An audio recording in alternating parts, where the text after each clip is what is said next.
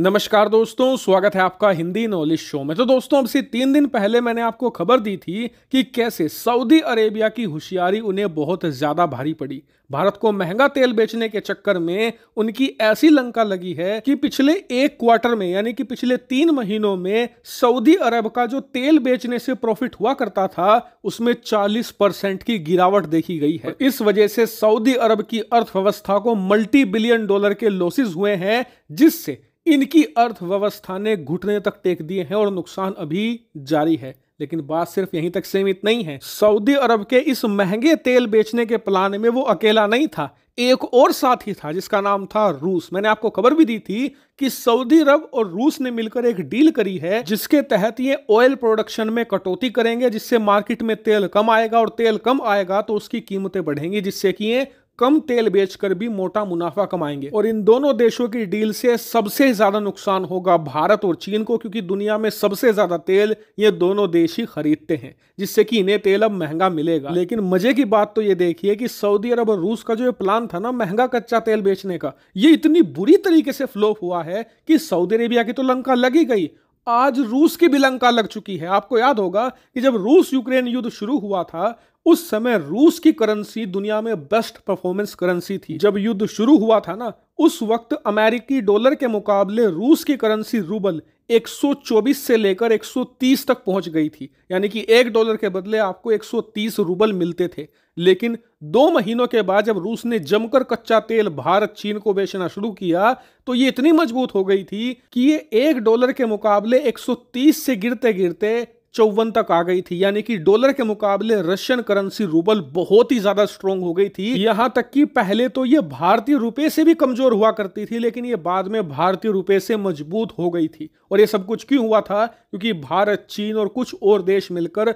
भारी मात्रा में रूस से कच्चा तेल खरीद रहे थे, और हम इस तेल की जो पेमेंट करते थे अमेरिकी डॉलर में या किसी और करेंसी में नहीं, बल्कि रशियन रूबल मार्केट से खरीदकर फिर उसमें पेमेंट करते थे, जिससे कि इसकी डिमांड बढ़ रही थी। और मार्केट में जिस करेंसी की जितनी डिमांड होती है वो डॉलर के मुकाबले उतनी ही मजबूत होती चली जाती है। और हम सभी ने ये इसलिए किया था ताकि रूस की मदद हो सके, रूसी अर्थव्यवस्था का संपूर्ण सर्वनाश ना हो। यानी कि भारत की मेहरबानी के चलते रूस की अर्थव्यवस्था एक बार को इतनी मजबूत हो गई कि पूरा यूरोप, अमेरिका सबने अपनी पूरी की पूरी ताकत झोंक दी, लेकिन उसके बावजूद ये लोग रूसी अर्थव्यवस्था को नहीं गिरा पाए। लेकिन रूस ने भारत की इस मेहरबानी का बदला कैसे चुकाया? अब से कुछ ही महीने पहले इन्होंने ऐलान किया कि भारत को दिया जाने वाला डिस्काउंट कम कर दिया जाएगा, और धीरे धीरे वो इतना कम कर दिया कि लगभग ना के बराबर, जिससे कि भारत को रूसी तेल खरीदने पर कोई फायदा नहीं हो पा रहा था। इतना ही नहीं, इसके बाद इन्होंने सऊदी के साथ मिलकर एक डील करी कि हम ऑयल प्रोडक्शन में कटौती कर देंगे, जिससे कि तेल की कीमतें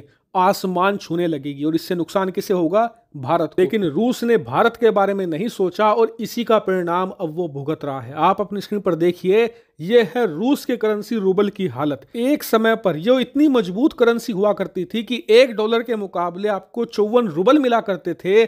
आज वो इतनी बुरी तरीके से गिर चुकी है कि 100 के भी पार जा चुकी है, और एक्सपर्ट्स बता रहे हैं कि आने वाले कुछ दिनों में 120 और फिर 130 के बैरियर को भी ये बड़ी आसानी से तोड़ जाएगी। हालांकि आपका सवाल होगा कि रूस की करेंसी इतनी तेजी से डिवैल्यू क्यों हो रही है, तो इसका कारण साफ है।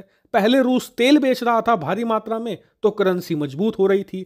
अब इन्होंने लालच में तेल बेचना कम कर दिया है ताकि उसकी कीमतें बढ़ती चली जाएं, इस वजह से इनकी करेंसी गिरना शुरू हो चुकी है। इसके अलावा एक दूसरा कारण यह भी बताया जा रहा है कि अभी तक रूस इंटरनेशनल मार्केट में अपने देश से डायमंड, गोल्ड, कॉपर, इसके अलावा अन्य धातु और मिनरल्स बेच रहा था। लेकिन अब अमेरिका ने वो रास्ते धीरे धीरे करके पूर्णतया बंद करने शुरू कर दिए हैं। इसके अलावा रूस जो अनाज एक्सपोर्ट किया करता था उसे भी अमेरिका ने ठप कर दिया है। यानी कि इनकी अर्थव्यवस्था अब पूरी तरीके से तेल पर टिकी हुई है। और हाल ही में सऊदी के साथ जो इन्होंने कच्चे तेल की प्रोडक्शन में कमी करने की डील करी है, उसे आप ऐसा मानिए कि सऊदी ने कुल्हाड़ी पैरों पर नहीं मारी, बल्कि कुल्हाड़ी रखी हुई थी और उसके ऊपर पैर दे मारा। लेकिन आपका सवाल होगा कि क्या इससे बचने का रूस के पास कोई उपाय है? तो बिल्कुल है।